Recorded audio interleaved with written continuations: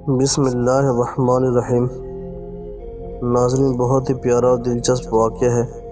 آپ سے گزارش ہے کہ ویڈیو کو پورا دیکھیں اور چینل کو سبسکرائب کریں اور گھنٹی کے بٹن کو آن کریں۔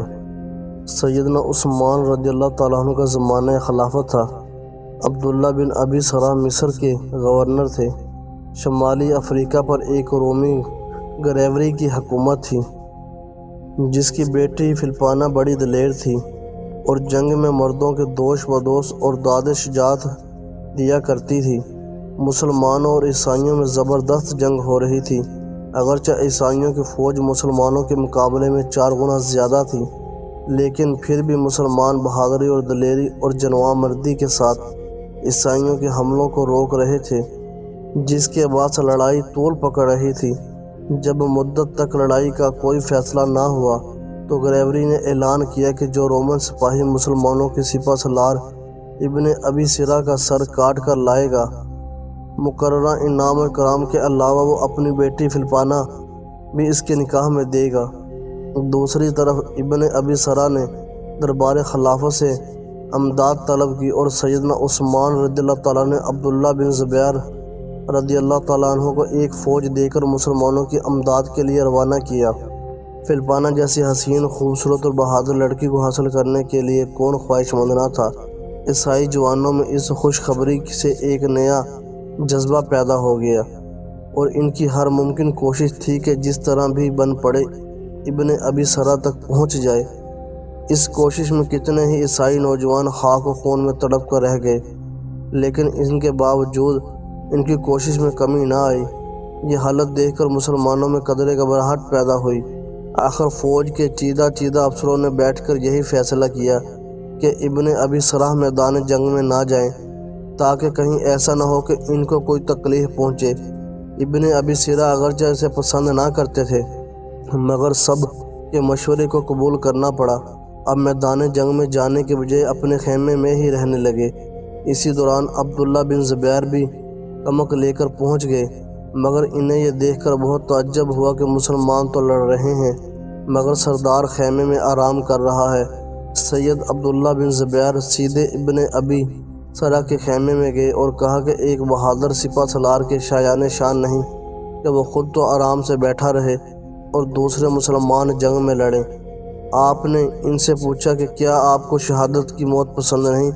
ابن ابی سرح نے جواب دیا، میں تمام واقعہ سنایا اور کہا کہ سب دوستوں کے مشورے سے مجبور میں نے ایسا کیا۔ عبداللہ بن زبیر رضی اللہ تعالیٰ عنہ نے مسکرا کر کہا، آپ بھی اعلان کر دیتے، جو گریوری کا سر کاٹ کر لائے گا، گریوری کی بیٹی اس کے ساتھ بیاہ دی جائے گی۔ چنانچہ یہ اعلان کر دیا گیا۔ کمک آ جانے سے جنگ نے شدت اختیار کر لی تھی۔ نصف دن تک تمام میدان لاشوں سے اٹک گیا تھا۔ مسلمانوں میں عبداللہ بن زبیر کے حملے بہت ہی خوفناک تھے۔ وہ بجلی سی کی تیزی کے ساتھ دشمن کے قلب میں گھس جاتے اور منٹوں میں صفوں کی صفیں صاف کر آتے۔ عبداللہ بن زبیر رضی اللہ تعالیٰ عنہ کے جرأت مندانہ حملوں کو دیکھ کر فلپانہ کئی مرتبہ ان کے مقابلے پر آئی، مگر انہوں نے ہر مرتبہ اس کا وار بچا کر اس پر حملہ کرنے سے گریز کیا۔ وہ نہیں چاہتے تھے کہ ایک بہادر مسلمان کے ہاتھوں ایک عورت پر اٹھے۔ آخر انہوں نے اپنے دستے کے ساتھ زوردار حملہ کیا۔ گریوری کے محافظ دستے تک پہنچ گئے۔ لوہے سے لوہا بج رہا تھا۔ آخر عبداللہ بن زبیر رضی اللہ تعالیٰ عنہ کئی نوجوانوں کو موت کی نیند سلا کر گریوری تک پہنچ گئے۔ انہوں نے گریوری کو للکارا، اب جنگ کا فیصلہ میرے اور تیرے درمیان ہوگا۔ گریوری نے بڑی پھرتی سے عبداللہ بن زبیر پر وار کیا، مگر انہوں نے بچا کر اس زور سے حملہ کیا کہ گریوری زمین پر خون میں لت پت پڑا تھا۔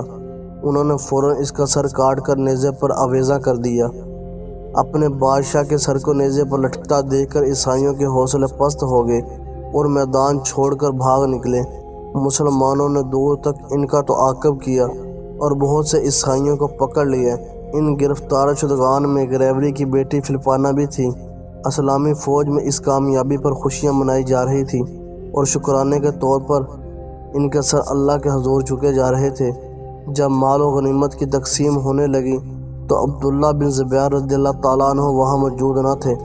ابن ابی سرح نے انہیں بلایا اور فرمایا کہ اعلان کے مطابق فلپانہ تمہاری ہے، لیکن انہوں نے یہ کہہ کر انکار کر دیا کہ جس نے پاکیزہ لیکن انہوں نے یہ کہہ کر انکار کر دیا، میں نے جس پاکیزہ جذبے کے تحت جہاد کیا، میں اس سے کوئی انعام لے کر آلودہ نہیں کرنا چاہتا۔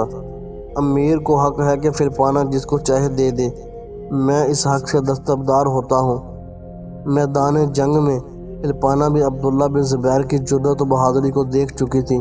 یہ بھی دیکھ چکی تھی کہ وہ خود کئی بار ان کی تلوار کی زد میں آئی، مگر انہوں نے اس پر حملہ کرنے سے گریز کیا۔ جب اس نے حملہ کیا تو اس وار کو بچا کر کبھی جوابی حملہ نہ کیا۔ وہ سیدنا عبداللہ بن زبیر رضی اللہ تعالیٰ عنہ کی شجاعت اور شرافت سے اس قدر متاثر ہو چکی تھی، اس نے کہہ دیا کہ عبداللہ بن زبیر کے سوا کسی کو حق نہیں کہ میری طرف آنکھ اٹھا کر بھی دیکھے۔ میں خوشی سے اسلام عبداللہ بن زبیر کی غلامی قبول کرتی ہوں۔ ناظرین، اسی طرح کے اسلامی اصلاحی واقعات سننے کے لیے چینل کو سبسکرائب کریں اور گھنٹی کے بٹن کو آن رکھیں۔